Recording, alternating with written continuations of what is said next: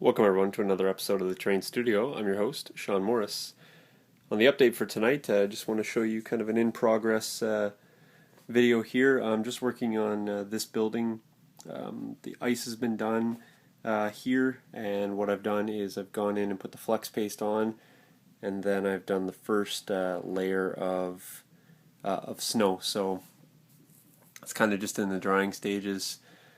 So just to bring up to speed, I did the ice first, and then I do the flex paste, and then I just do a PVA with about a 50-50 mix, maybe a little heavier, and then I put that on the top of the flex paste, and then I just do a sprinkle of the soft flake snow. So as you can see, it's starting to get some depth there. And then after this, what I do is I come in with the scenic cement, the 50-50 mix of that, and I apply that right over the dried snow, and it sort of just soaks up. And then I come in with a sprinkle of that. Quickly after that, I spray bottle the whole building, and then I just take a little sprinkle of soft flake snow and I go over the entire thing. And that sort of gives me the light dusting of snow in the various areas. So then I have the build up, the light dusting, and then I just kind of keep layering that on until I'm happy with the effect. So I did finish up another building tonight, and it's right here. So this one's basically been done with all those steps I just described. So again, it's got the build up areas here, and then you come inside, try to avoid the shadows here, and then you have the the dusting over the areas, the build up, the accumulation, and then and this is kind of your end result here. So some of the ice effects you can still see under the windows there, and they sort of get a little dusting over them as well.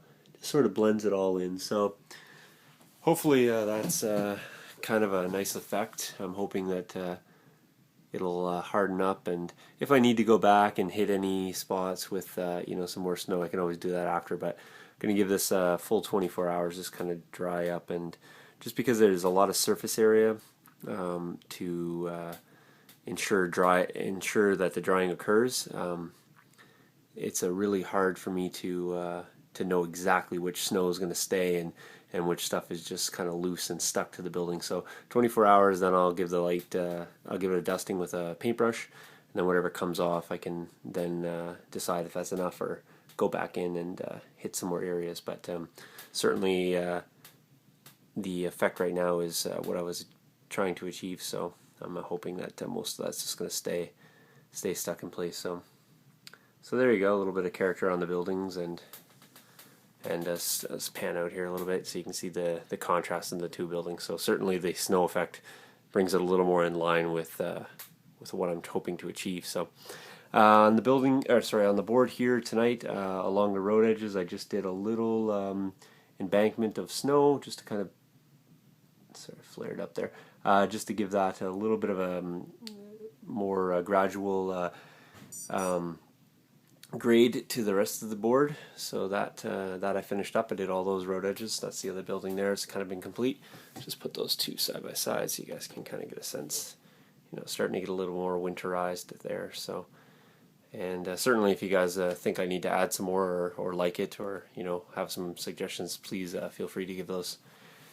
And the rest of the stuff I was doing tonight, what was it? Not too much else, I don't think. Like I said, just getting those buildings up and going. So that's 3. I still have 1, 2, 3, 4, 5, 6, and 7 more to go, and then that should give me all the buildings covered up. So that's going to be done in the next week. Actually, I won't be in town for a full week. So next Friday I'll be back.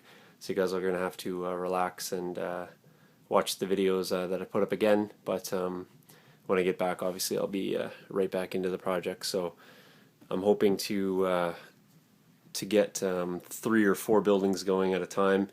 I just wanted to again try out a destroyed building, and then a half destroyed building, and then a fully intact building, just to kind of see what different effects I could do on the buildings, and kind of how much snow accumulation I was going to go for. And you guys have commented about the bushes as well. and how much snow was on them. So some people have said the color's great, but maybe a bit more snow buildup, and some people have said they look fine as is. So I'm just gonna kind of do this loose based here, but maybe you guys can give me an indication, like if that's gonna be too much snow, as opposed to this or this. Is that kind of more the effect people were thinking about? And if it is, obviously that'll give me a great sample to go by. So that more or less is probably about a 70% coverage. This is kind of more of 50-50 coverage, as opposed to this one right here is probably close to 50-50 as well, I guess. So and some people have asked about the roads too. I'm hoping to achieve something like this for the roads. I'm not sure if I'm going to have the build-up quite as high along here. I'm going to have a little more gradual, maybe even more of a defined road edge, just because this kind of makes it a little distorted. But I do hope to go down and put the flex paste down the road, and obviously I'll do the ice effect too. So the roads are going to be a little more like this, and certainly a lot less like that, but I'm not quite there yet. I'll do the flex paste on the roads after I get the buildings done and such, and then I have to go back in and do the flex paste around where the buildings are going to set to, just so I can kind of extend these little banked areas out along each building. So there's still lots to do, and I know people are really eager to get the snow down and see what it's all going to start looking like, but I do have some more things I need to do underneath the snow before I'm going to start putting that down, and mainly the fences.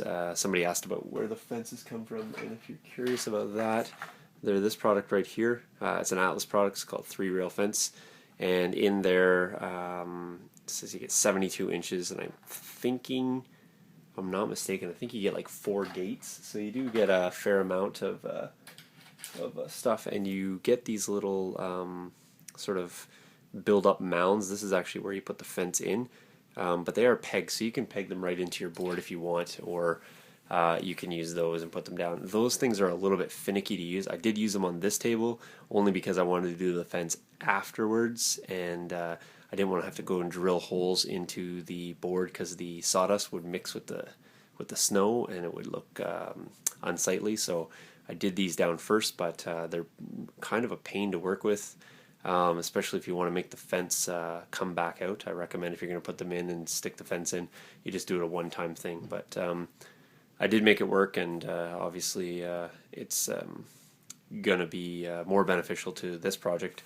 But in the future, if I'm doing a grass-based board or something like that, I don't mind the sawdust mixing in because it just looks like yellow grass. So I typically will drill those straight into the board if I'm doing something that's not snow related. So obviously I do have to do some snow work on this building as well. On these walls here, and that I'll do after as well when I'm doing the flex paste. So just little things here and there. I tend to skip around a little bit just because you put the flex paste down, it requires quite a bit of dry time. It's kind of a long process to get that fully hardened, and I don't like to mess around with it because it's pretty sticky stuff when it starts to set up, and it can get to be quite a mess when you're working with it. So you want to avoid getting it on the walls of the buildings and stuff because they are nicely painted, and I'd hate to wreck the paint jobs already done on there. So that's it for the update, guys. I made it a little longer so you guys will have a little more to tide you over and kind of get a sense of what's coming up in the next few videos. I got a tournament to go to on the weekend. I have no idea what I'm going to play, but and thinking about the winter theme, I think I might try the Volksgrenadiers, and I have no idea about the list because I really don't have a lot for that army yet. That's in the works, getting painted, but I'll give them a go. And I was thinking maybe about running, if you guys are interested in the list, I was thinking my ETC list may be the Volksgrenadiers, and it will involve having HQ, 2 IC, 2 HQ Shreks, and I'm going to have a full Stern platoon and a full Volks platoon, full Pioneers, thinking about running 2-pack 50s, 3-pack 40s, 3-pack 43s, Nebs, and that is it. So it's a lot of guns, it's a lot of infantry, it's quite a defensive list. I'm not going to take the character to make an auto attack or the scouts.